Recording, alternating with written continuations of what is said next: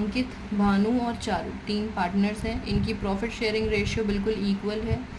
इनकी Capitals 2.5 lakh each हैं, यानी तीनों ने 2.5 लाख रुपए फॉर्म में लगाए हुए हैं। अब 1 तारीख को अंकित और भानु 2.5 लाख रुपए का फॉर्म को लोन देते हैं, ठीक है जी। वहीं चारू 1 लाख रुपए फॉर्म से लोन के तौर पे ले लेती है। कब? लेकिन 1 नवंबर। अंकित और भानु ने 1 अक्टूबर को लोन दिया है और चारू ने 1 नवंबर को लोन लिया है, ठीक है जी।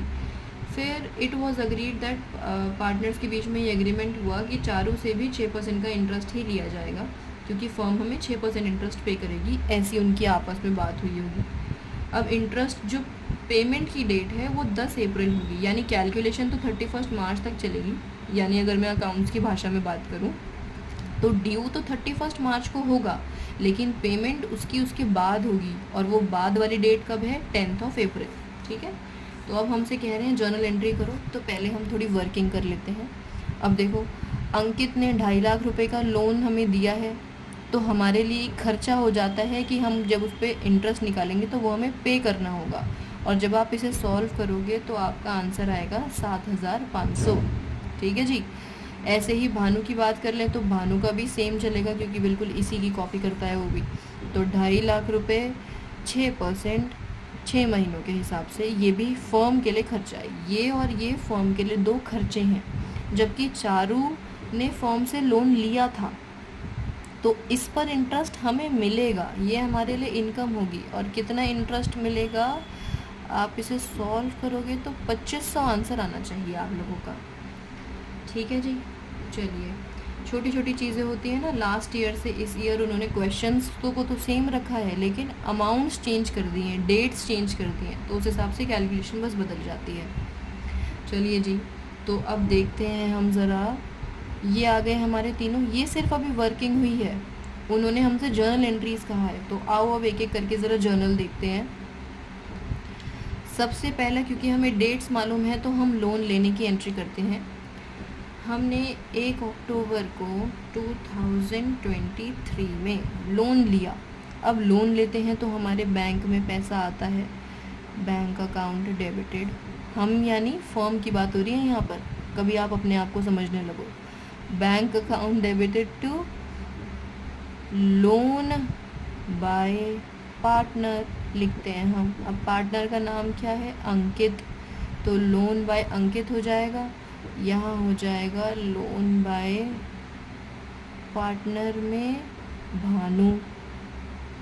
और कितना कितना लोन है? 2.5 लाख इससे लिए हैं जी, 2.5 लाख इससे लिए हैं, यानी टोटल हमारे पास बैंक में आए हैं 5 लाख रुपये। वहीं 1 नवंबर की अगर हम बात करें तो हमने लोन दिया है, लोन टू पार्टनर यानी चारू, डेबिट कर दिया हमने 2। अब क्योंकि लोन दिया है तो बेटा पैसा गया, तो देखो 2 बैंक अकाउंट, कितना पैसा गया है?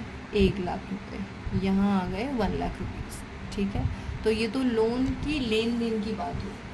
अब हम देखते हैं इन पर इंटरेस्ट की एंट्री, जो इम्पोर्टेंट सेक्शन है। अब ज़रा ध्यान देना एक एक बात पर। हमारा जो इंटरेस्ट है वो ड्यू कब होता है? 31 मार्च, तो हम डेट डालेंगे 31 मार्च, और क्योंकि साल बदल गया है तो साल को चेंज करना ज़रूरी है, 2024। अब इंटरेस्ट पहले ड्यू होगा और फिर पीएनएल में ट्रांसफ़र होगा, ये बात आप ध्यान रखोगे। तो इंटरेस्ट ड्यू करते हैं। अगर मैं चारू की बात करती हूँ तो चारू से तो हमें इनकम हो रही है, और इनकम क्या होती है? LIC इंक्रीज तो क्रेडिट होता है ना बेटा, तो ये हमने कर दिया यहाँ पर क्रेडिट। तो यहाँ लिखेंगे हम to interest on loan to partner. लिखने में थोड़ी आपको लग सकता है कि इतना लंबा लंबा क्यों लिखना पड़ रहा है, लेकिन बेटा लिखना ज़रूरी है, ठीक है। और ये लोन किसको जाएगा? चारू को, तो हम यहाँ लिखेंगे चारूज कैपिटल अकाउंट। अब आप ज़रा ध्यान देना यहाँ पर, बिल्कुल भी डिस्ट्रैक्शन नहीं होना चाहिए, नहीं तो मिस हो जाएंगी चीज़ें आपसे। देखो, हमने चारू को इंटरेस्ट पे करना है, तो चारू के कैपिटल अकाउंट को डेबिट किया हमने, ठीक है। अब सॉरी इंटरेस्ट हमें चारू से लेना है, तो हमने चारू के कैपिटल अकाउंट को डेबिट किया क्योंकि हमारे पास पैसे आएंगे कहाँ से, चारू के पास से। वहीं अगर मैं बात करूँ भानु की और अंकित की, तो इनको तो हमें इंटरेस्ट पे करना है, तो इनके लिए तो ये खर्चा, हमारे लिए तो ये खर्चा है ना, तो यहाँ पर आ गया लोन बाय पार्टनर डेबिटेड। ठीक है, अब यहाँ पर दोनों पार्टनर्स के पास जाना है, तो आप क्या करोगे, अलग अलग इंटरेस्ट लिखोगे? नहीं, इंटरेस्ट तो सेम लिखोगे। यहाँ पर अलग अलग पार्टनर के पास जाना है, तो यहाँ पार्टनर का नाम लिखोगे। किस किस के पास जा रहा है? पहले जा रहा है मैम अंकित के पास, फिर जा रहा है भानु के पास,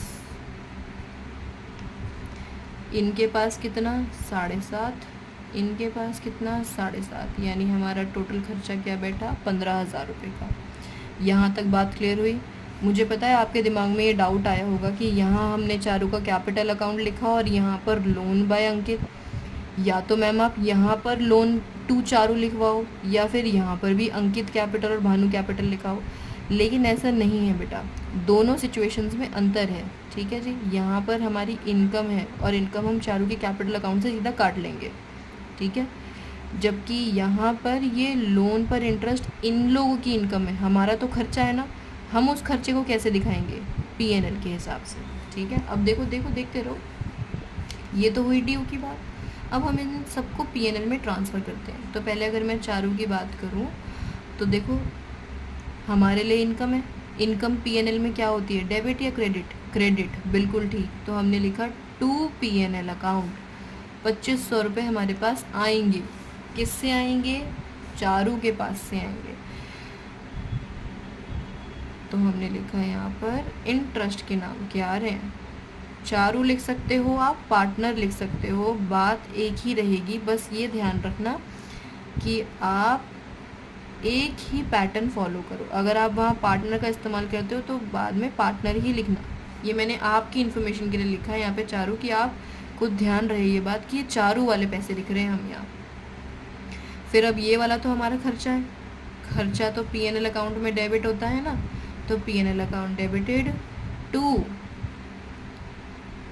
interest on loan by partner, 15,000 रुपये पीएनएल में ट्रांसफ़र कर दिया। और ट्रांसफ़र करते ही अब आपका काम खत्म। अब वो 10 तारीख को पेमेंट कर रहे हैं, तो वो 10 तारीख की पेमेंट की बाद की डेट है। हमें हमारी एंट्री करनी थी 31 मार्च तक की। ये सारी एंट्रीज 31 मार्च की हैं। आई होप कि आप सबको ये बात क्लियर हो गई होगी। अगर कहीं कुछ भी डाउट है तो आप कमेंट सेक्शन में लिख सकते हो। ओके, चलिए, ये था हमारा क्वेश्चन नंबर 12।